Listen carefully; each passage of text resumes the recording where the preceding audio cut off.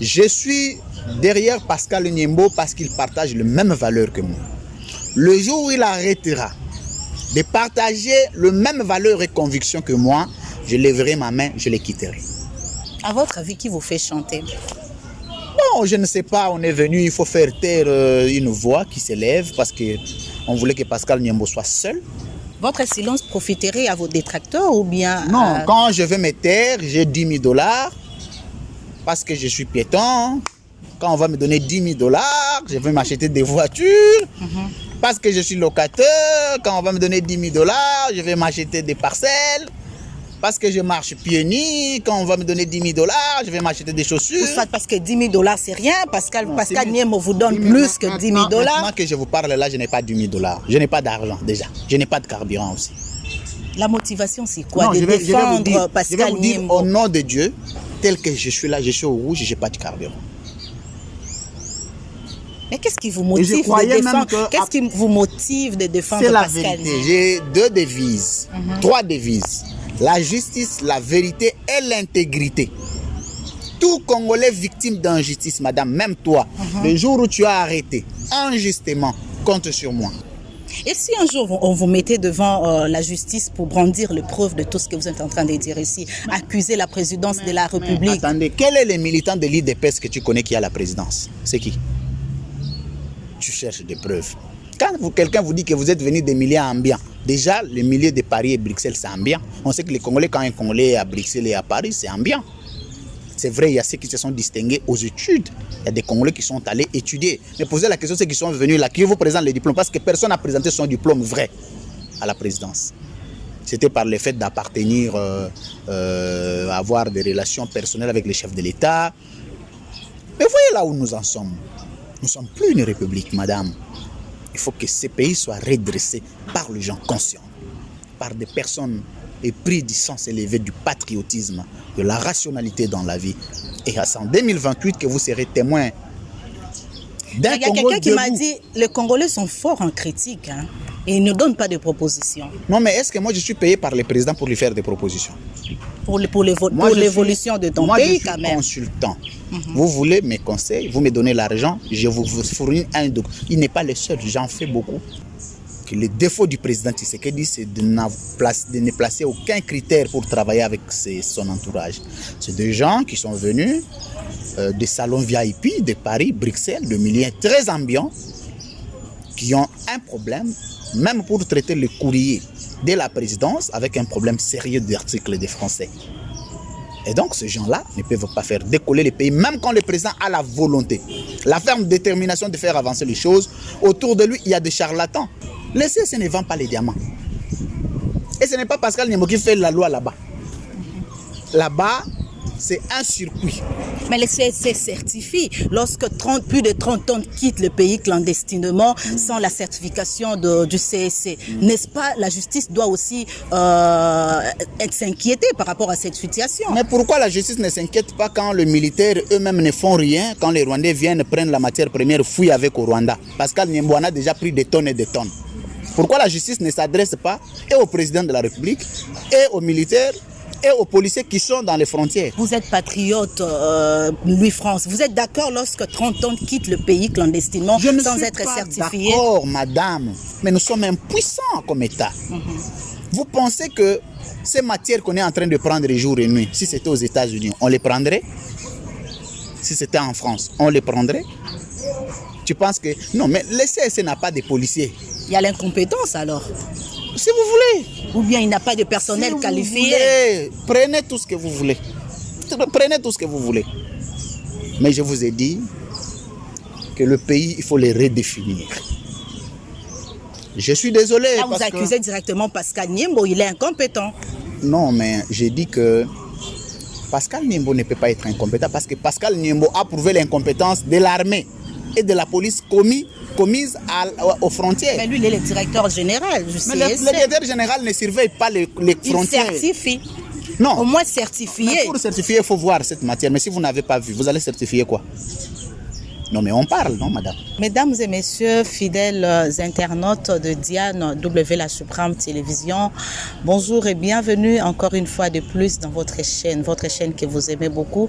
Ça a été toujours un réel plaisir de partager un moment d'information avec vous, parler de l'actualité politique, surtout ce qui se passe en République démocratique du Congo, sur le plan politique, économique, justice et pourquoi pas social. Alors, aujourd'hui, nous allons en tout cas rester spécialement dans la juridiction, parler de la justice congolaise sur, comme vous le savez, il y a eu l'arrestation la semaine passée de Pascal Niembo Muyumba. Il est directeur général du centre d'évaluation d'expertise et de certification.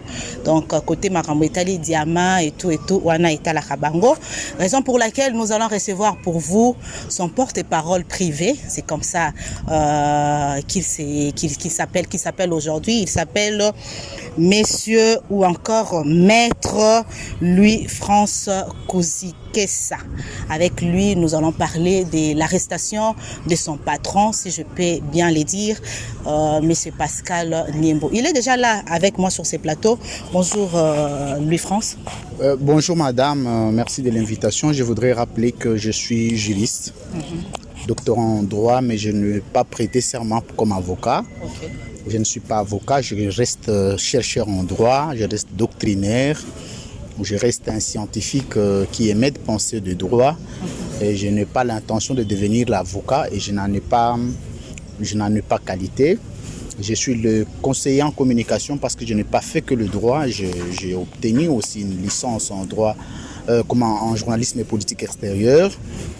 Et c'est un statut hautement scientifique qui me donne le pouvoir d'être conseiller de plusieurs institutions et de plusieurs personnalités politiques, entre autres Maître Pascal Niembo Muyumba, dont ici précité, qui est le directeur général du centre d'expertise, d'évaluation et de certification de matières précieuses et semi-précieuses en République démocratique du Congo, donc CEC. Et donc c'est de lui qu'il s'agit. Je suis ici son porte-parole privé, vous l'avez si bien dit, et je vous remercie pour l'invitation. Alors, monsieur Louis-France, si je peux vous appeler monsieur Louis-France, ou si vous voulez, je vous appelle Louis-France. Appelez-moi Louis-France. Louis-France, c'est mieux. Oui, ça ne me dérange pas de m'appeler Louis-France, c'est mon nom, il est déjà long. Si vous ajoutez monsieur, ça vous fait trop, c'est fatigant. Vous appelez Louis-France, ça m'arrange. Louis-France, comme vous avez dit, tout de suite, nous allons parler avec vous sur l'arrestation de Pascal Niembo. Déjà, pour commencer, dites-nous un peu de quoi il s'agit. Quels sont les griefs portés contre Pascal Niembo? Ce sont des griefs fondés essentiellement sur la mégalomanie, sur la folie des grandeurs et qui n'ont aucune souplicité de droit. Et donc, il a été reproché à Maître Pascal Niembo le faux et usage des faux. Mais il faut tout de suite rappeler que sur le plan de la définition conceptuelle et juridique du faux et usage des faux, voudrait que vous avez un acte de faux et vous posez les actes avec cet acte-là de faux pour que vous soyez poursuivi pour usage de faux, donc le faux et usage de faux. Et donc pour le cas de Maître Pascal Niembo, le cas spécifique, on a parlé de son ordonnance, le nommant. Et donc c'est là que nous avions soulevé l'illettrisme juridique. Nous avions aussi bien dit que ce que nous appelons ordonnance est spécifié à des catégories. Il y a une ordonnance collective et une ordonnance individuelle. L'ordonnance individuelle est celle qui nomme par appréciation personnelle du président de la République prendre un acte, parce que le caractère juridique de l'ordonnance, c'est un acte administratif de haute portée juridique. De ce point de vue-là, on peut nommer un individu. Louis-France Kouzikessa peut être nommé le seul sur son ordonnance, qui soit différente de l'ordonnance collective et qui est une ordonnance dans laquelle on nomme plusieurs personnes. Dans l'ordonnance nommant Maître Pascal Niembo comme directeur général du CEC, dans la même ordonnance, il a été nommé le membre du conseil d'administration, le membre du comité de gestion, le directeur général lui-même et le président du conseil d'administration. Et s'il y a le faux dans cette ordonnance, tout le monde doit être interpellé. Parce qu'à titre de renseignement, chacun a un avis sur le plan informationnel à émettre sur la question du faux reproché à la personne impliquée et reprise régulièrement, sur la même ordonnance. Donc jusque-là, il est le seul à être Il est le interpellé. seul à être interpellé et il n'a été confronté par aucune personne. Premier abus de droit. Deuxième abus de droit, lorsque Maître Pascal Niembo vient, il avait besoin de connaître les renseignants, le plaignant, le personne qui se constituerait en partie civile en soulevant des questions majeures de droit sur le plan sociologique, dont les actes infractionnels sociologiques remis dans le droit, qui seraient reprochés à Maître Pascal, on ne les a jamais vus. Et Maître Pascal a été pendant tout ce temps détenu sans un acte juridique.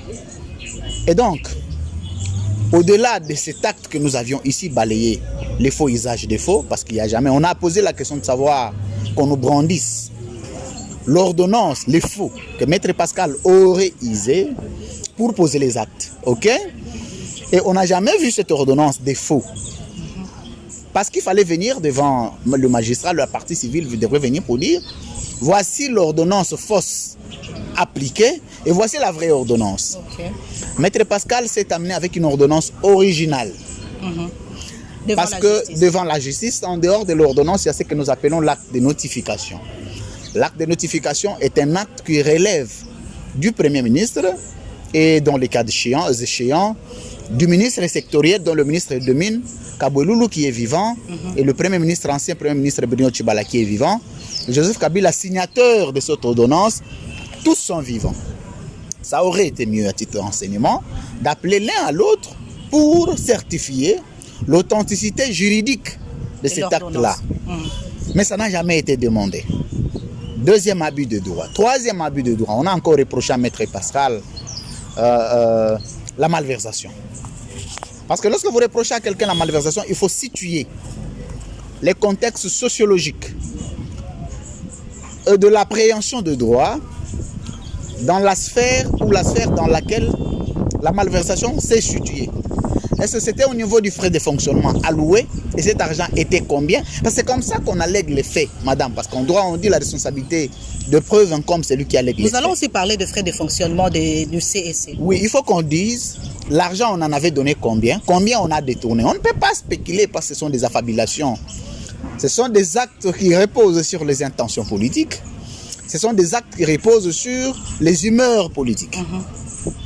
Et donc, on n'avait jamais prouvé à quel niveau. On va se référer à l'arrêt de la Cour internationale de justice condamnant l'Ouganda sur l'affaire de l'exploitation illégale des ressources naturelles de la RDC, que l'Ouganda aurait abusivement bénéficié de minerais de la RDC. Et alors, c'était en 2014, cet arrêt est rendu, Pascal Niembo n'était pas encore directeur général. Ok? Est-ce qu'il faut reprocher, comme nous sommes dans le principe d'individualisme, de responsabilité pénale devant les faits, que seul un individu est responsable de ses actes? Personne ne peut comparaître pour les actes commis par l'autre personne. Maître Pascal est en train d'être jugé pour les actes commis ou posés par un ancien directeur général, dont son prédécesseur.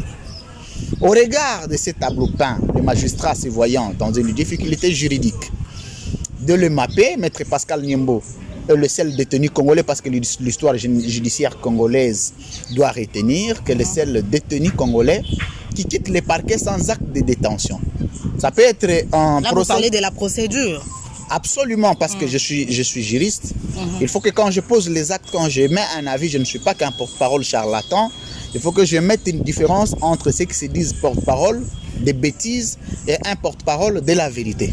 Et même le dernier peuple de paille congolais chez moi, dans les grands Massimanimba, doit être bénéficiaire de la rationalité, doit être bénéficiaire de la cohérence. C'est ce qu'on appellerait en philosophie de communication la pragmatique, la théorie de la pragmatique. Et donc, Maître Pascal, pendant que le dossier était demandé en communication, parce que sur le plan de droit, lorsque une instance supérieure au parquet qui instruit les dossiers demande les dossiers en communication, le magistrat instructeur doit arrêter de poser les actes. Parce que la hiérarchie a demandé les dossiers, parce qu'il y aurait une suspicion légitime. Mais pour des raisons de suspicion légitime, les magistrats continuent à poser les actes. Cela veut dire simplement qu'il y avait un élément motivateur et on l'a dit que la pression revenait de la présidence.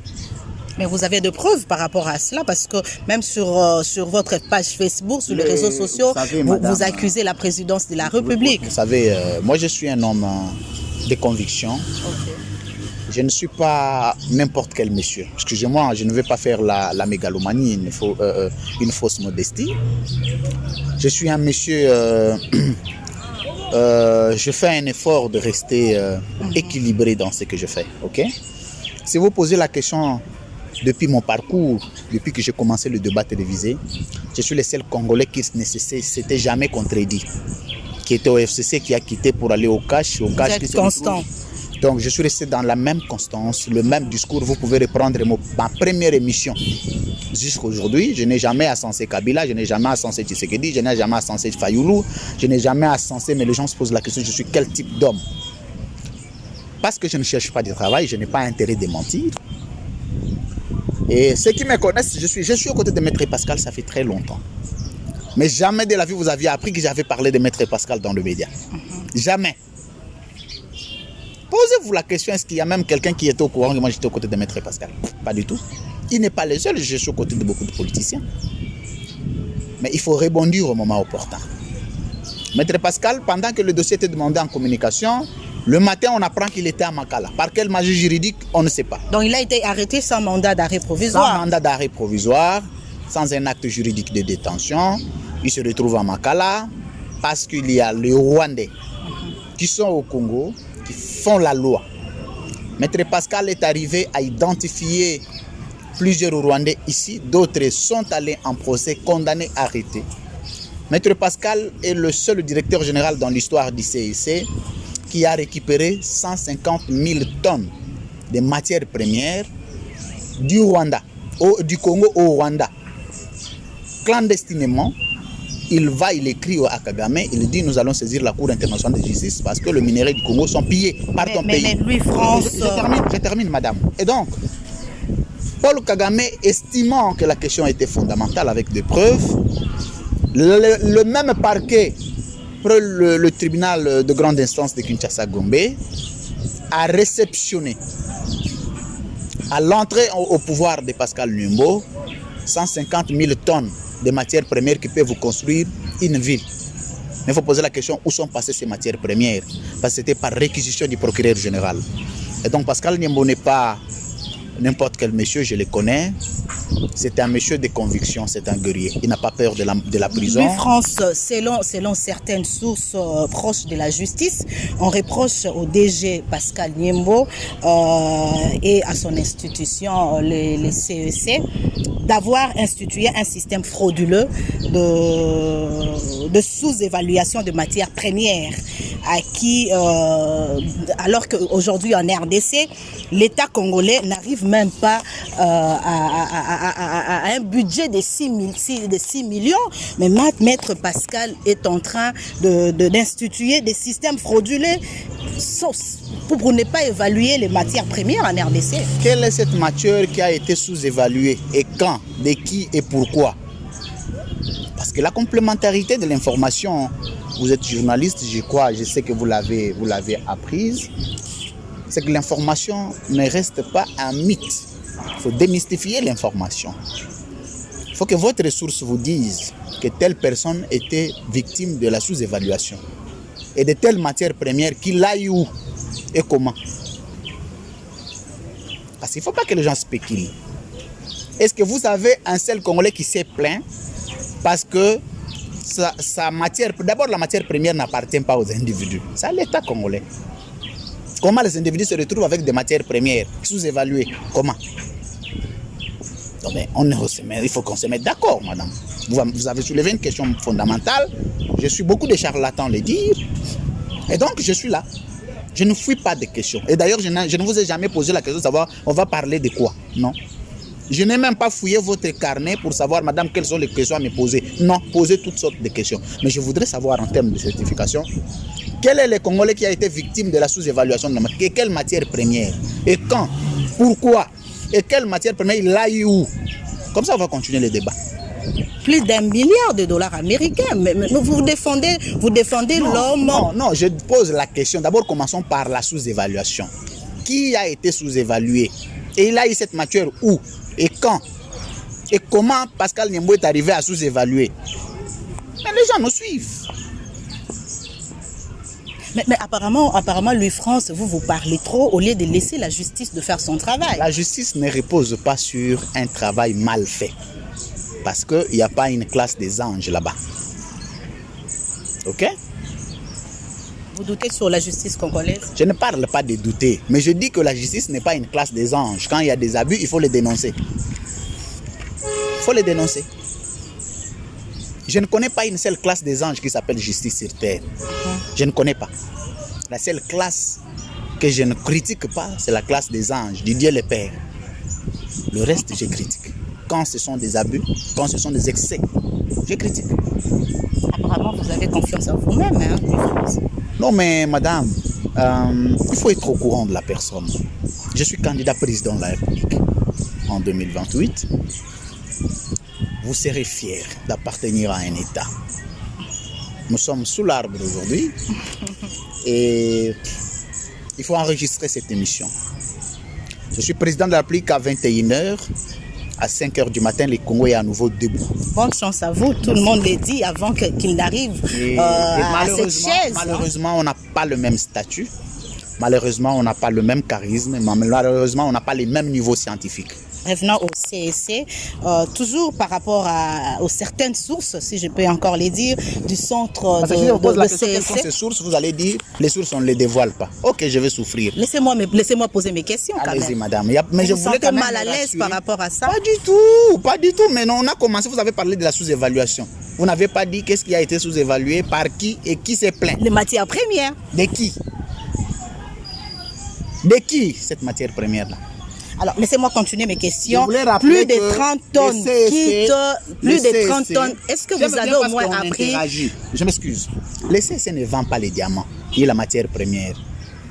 Le CEC évalue et vous laisse la possibilité, vous-même, après avoir payé les taxes et impôts.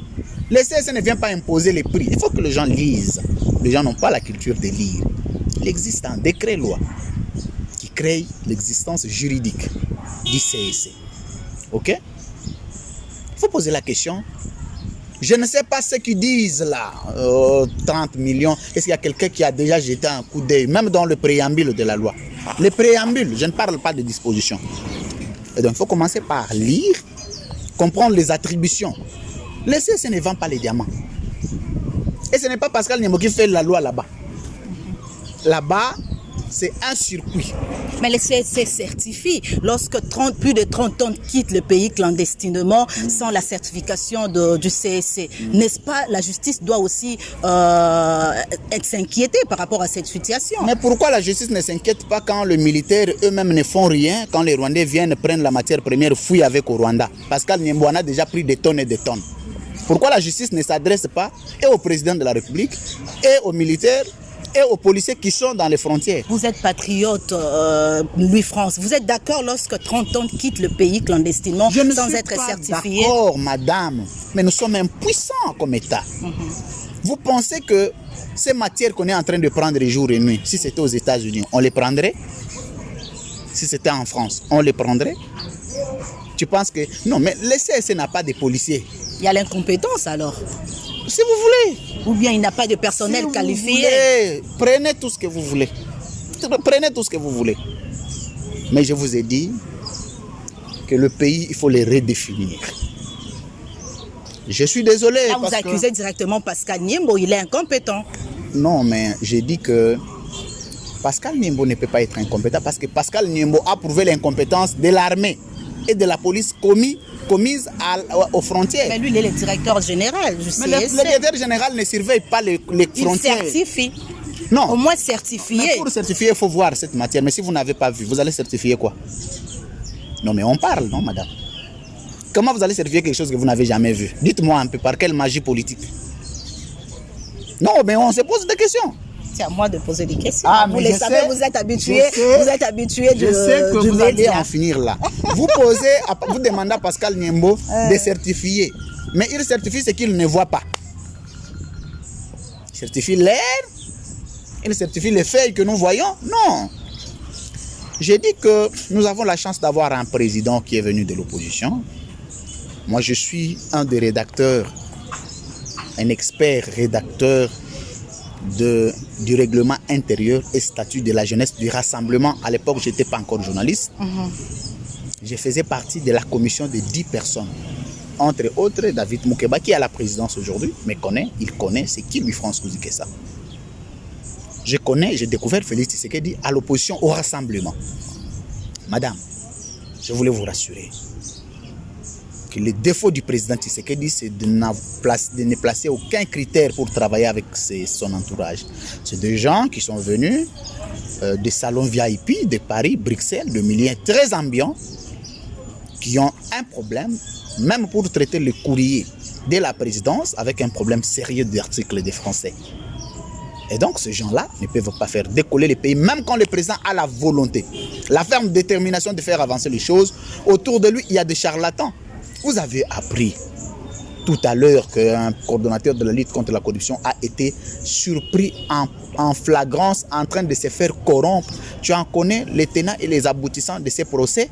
C'est aussi le DG du CSC qui devait évaluer son procès? Non, mais madame, il faut qu'on en parle. Il faut que Pascal Niembo aille dire pourquoi il s'est fait corrompre, il faut qu'on l'arrête. Le CSC reçoit combien comme frais de fonctionnement chaque année? Je ne suis pas personnel du CSC. Le CSC est un établissement. Mais comment est-ce que vous connaissez tout du CSC? Je m'excuse. Je suis porte-parole de Pascal Niembo. Être proche du DG vous... Non, je ne suis pas son proche, je suis porte-parole. Ok. Je suis revêtu d'un pouvoir, mais je ne suis pas porte-parole du CSC. Il faut que ça soit clarifié. Donc c'est lui qui vous donne tous ces renseignements. Il ne me donne pas. Je parle, si on ne l'avait pas arrêté, je ne parlerais pas. Vous ne m'avez jamais entendu parler du CSC. Je n'ai aucun salaire au CSC. Alors pour parler d'une institution, il faudra avoir des informations à la source. Un acte qui vous nomme. Ok. Je n'ai aucun salaire au CSC. Si vous allez vérifier, aller chercher à la comptabilité du CSC, jamais vous verrez des traces où lui, France Kouzikessa, aurait perçu l'argent. Ça n'existe pas. Donc vous défendez l'homme et non l'institution. Je ne défends pas, je suis porte-parole de Pascal Niembo Mouyumba. Je me limite là. Ok. Et le CSC est un établissement de l'État. Si vous voulez, vous êtes journaliste, allez-y, on va vous ouvrir des portes. Ce n'est pas une entreprise privée de Pascal Niembo, c'est pour l'État. Allez vérifier combien ils reçoivent, combien ils gaspillent, combien ils en ont. Et ce n'est pas Pascal Niembo qui prend l'argent. Devant la justice, vous êtes prêt à témoigner en faveur de Pascal Niembo? Je ne peux pas être témoin. Parce que je ne peux pas être renseignant dès lors que je ne travaille pas au CSC. Ok. Mais j'ai un témoignage pour cet homme. Un témoignage qui vient au fond de moi. Je vous ai dit, vous êtes journaliste, madame, vous êtes très intelligente. Je valide, je fais observer ou je fais constater que vous êtes très intelligente. Parce qu'animer une émission en français, parce que depuis que vous avez commencé, je n'ai constaté aucune faute. Je fais les petits séminaires de Kinzambi. J'ai un peu sans fausse modestie, de cette transcendance grammaticale ou grammatologique. Je connais comment on place un verbe et comment on place un article de français. Et vous parlez très bien français. Si j'étais dans le faux, vous l'aurez soulevé. Mais depuis qu'on a commencé dans ce que j'ai dit, vous ne soulevez rien. Mais vous soulevez dans ce que les gens disent. Mais je vais me poser la question. Vous faites foi en moi qui parle la vérité ou vous voulez faire foi aux charlatans? Déjà pour vous dire, il y a des pressions tous les jours. Les magistrats subissent des pressions de la présidence. Je ne dis pas du président, mais de la présidence. Des gens qui sont venus des milieux ambiants, de Bruxelles et Paris. Et si un jour on vous mettait devant la justice pour brandir les preuves de tout ce que vous êtes en train de dire ici, accuser la présidence de la République? Attendez, quel est le militant de l'IDPS que tu connais qui a la présidence? C'est qui? Tu cherches des preuves. Quand quelqu'un vous dit que vous êtes venu des milieux ambiants, déjà les milieux de Paris et Bruxelles c'est ambiant. On sait que les Congolais, quand un Congolais est à Bruxelles et à Paris, c'est ambiant. C'est vrai, il y a ceux qui se sont distingués aux études. Il y a des Congolais qui sont allés étudier. Mais posez la question, ceux qui sont venus là, qui vous présentent les diplômes, parce que personne n'a présenté son diplôme vrai à la présidence. C'était par le fait d'appartenir, avoir des relations personnelles avec les chefs de l'État, là où nous en sommes. Nous ne sommes plus une république, madame. Il faut que ce pays soit redressé par les gens conscients, par des personnes épris du sens élevé du patriotisme, de la rationalité dans la vie. Et c'est en 2028 que vous serez témoin d'un Il y a Congo quelqu'un qui m'a debout. dit les Congolais sont forts en critique hein, et ils ne donnent pas de propositions Non, mais est-ce que moi je suis payé par le président pour lui faire des propositions? pour Moi, je l'évolution de ton moi, pays je suis quand même. consultant. Vous voulez mes conseils, vous me donnez l'argent, je vous fournis un document. Il n'est pas le seul, j'en fais beaucoup. À quand l'ouverture du procès de Pascal Niembo? Non, mais Vous il faut avez... poser la question à la justice. Maintenant, ça c'est au niveau de l'appréciation des juges. Ok. Je ne voudrais pas ici faire un toss à la procédure. Je continue à croire que même si 40 magistrats peuvent être corrompus, un seul de probité morale peut être dedans. Et Dieu, madame, moi je suis un chrétien de l'église La Borne. Je ne suis pas un chrétien. Vous priez dans une même église que le président de la République. Hein. Non, le président a quitté La Borne, il n'est plus là-bas. Il était à Philadelphie. Ah, il a... Philadelphie n'est pas là-bas? Non, il était à Philadelphie, il a quitté. Ok. Il a quitté, il n'est plus là-bas. Maintenant, je l'ai vu dernièrement, les églises, des pasteurs des églises de réveil lui imposaient des mains. Mais La Borne n'est pas une église de réveil. Et donc, si vous voulez, qu'est-ce qui marche dans ce pays? Moi, je ne cherche pas de travail. Pas du tout. Je suis dans ma pauvreté. Moi, je suis un fils d'un pauvre, madame. Je suis né dans une pauvreté. Je connais comment on marche. Peut-être au Lingi Batiaoka. Madame. En tout cas, il y a une question par rapport à ça. Et ça, la question, ok. On dirait me faire découvrir. Non, et ça, la posé par rapport à l'Ikamo parce qu'on a tangué on a réseaux sociaux, Batouba Kolobé belé sur Louis France. Alors, voilà, mesdames et messieurs, nous allons continuer sur ta page Facebook parce que avant de réaliser une émission avec une personne, je fouille aussi. Ouais. J'ai lu sur ta page Facebook que tu as écrit que tu reçois des pressions, des menaces en échange même de 10 000 $ pour acheter ton silence. Je ne voulais pas le dire, mais ce sont mes amis qui étaient témoins de l'événement qui l'ont publié. Venant de la présidence, des menaces. Non. Je ne vais pas dire avec légèreté qu'il y aurait quelqu'un identifié, c'est des gens inconnus que je ne connais pas. C'était un numéro inconnu? C'est des numéros masqués déjà. Masqués, ok. Et les gens que j'ai reçus, je croyais que c'est dans le cadre de me compléter les informations, mais ils sont venus avec 10 000 $ en main. Je vais vous faire une observation, madame. Quand Bruno Tshibali est vivant, il n'est pas encore mort. Il est venu au pouvoir. J'étais le seul et le premier Congolais à être consulté pour faire partie de son cabinet. Ok. Poser la question à tous ses collaborateurs. Je suis allé lui dire que je ne peux pas travailler avec un débauché. Parce que non seulement la politique du débauchage ne fait pas long feu, non seulement la politique du débauchage ne paye pas, mais le débauché lui-même ne fait pas long feu. Est-ce que tu connais l'avenir politique de Bruno Tshibala aujourd'hui? Si j'étais parti, je n'aurais pas de discours aujourd'hui. Mais je pouvais bien aller pour avoir l'argent. À votre avis, qui vous fait chanter? Bon, je ne sais pas. On est venu, il faut faire taire une voix qui s'élève parce qu'on voulait que Pascal Niembo soit seul. Votre silence profiterait à vos détracteurs ou bien... Non, quand je vais me taire, j'ai 10 000 $ parce que je suis piéton. Quand on va me donner 10 000 $, je vais m'acheter des voitures. Parce que je suis locataire, quand on va me donner 10 000 $, je vais m'acheter des parcelles. Parce que je marche pieds nus, quand on va me donner 10 000 $, je vais m'acheter des chaussures. Parce que 10 000 $, c'est rien. Pascal Niembo vous donne plus que 10 000 $. Maintenant que je vous parle là, je n'ai pas 10 000 $. Je n'ai pas d'argent déjà. Je n'ai pas de carburant aussi. La motivation, c'est quoi? De défendre Pascal Niembo. Je vais vous dire, au nom de Dieu, tel que je suis là, je suis au rouge, je n'ai pas de carburant. Mais qu'est-ce qui vous motive de défendre? Qu'est-ce qui vous motive de défendre Pascal Niembo? J'ai 2 devises, 3 devises. La justice, la vérité et l'intégrité. Tout Congolais victime d'injustice, madame, même toi, le jour où tu as arrêté injustement, compte sur moi. Même quand contre mon père. Moi, dans ma famille, quand vous avez des problèmes, quand les membres des familles ont des problèmes, les premiers témoins qu'on prend, c'est moi. Donc vous défendez la justice. Je dis tout de suite que tu as tort, toi tu as raison. Fini. n'en déplaise. Mais il faudra aussi analyser avant... Non, mais avant de conclure, je certifie, c'est-à-dire je vous écoute. Et je connais les comportements de chacun. Je suis derrière Pascal Niembo parce qu'il partage les mêmes valeurs que moi. Le jour où il arrêtera de partager les mêmes valeurs et convictions que moi, je lèverai ma main, je les quitterai. Je quittais plusieurs personnalités. Moi, j'étais le chargé de communication de la coordination de la conférence internationale sur la région des Grands Lacs, ici au Congo, à fleur d'âge. Tu peux me donner quel âge déjà? 34 ans. Non, c'est beaucoup. Et donc, à fleur d'âge, j'exerçais des hautes fonctions. Si c'est beaucoup, vous avez quel âge? Non, il faut me donner d'abord votre âge, comme ça je vais comparer. Je ne voudrais pas que je me dise qu'on est amis. Non, non, allez-y. Et donc, non, ça c'était pour rire. C'est une façon de dire, madame, que le jour où tu auras mon âge, tu ne croiras pas. Tu ne croiras pas. Je me suis donné l'autorité.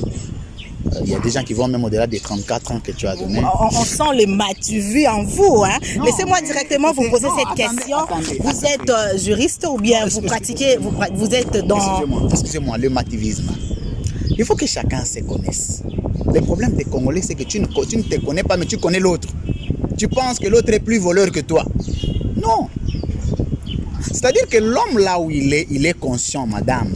Louis France, un très bon analyste politique, brillant débatteur. Qu'est-ce que ça vous fait lorsque vous recevez tous ces compliments? Je rends grâce à Dieu. Je dis merci à Dieu parce que mon père n'en a peut-être pas fait. Je ne le fais pas parce que je suis intelligent que tous les Congolais.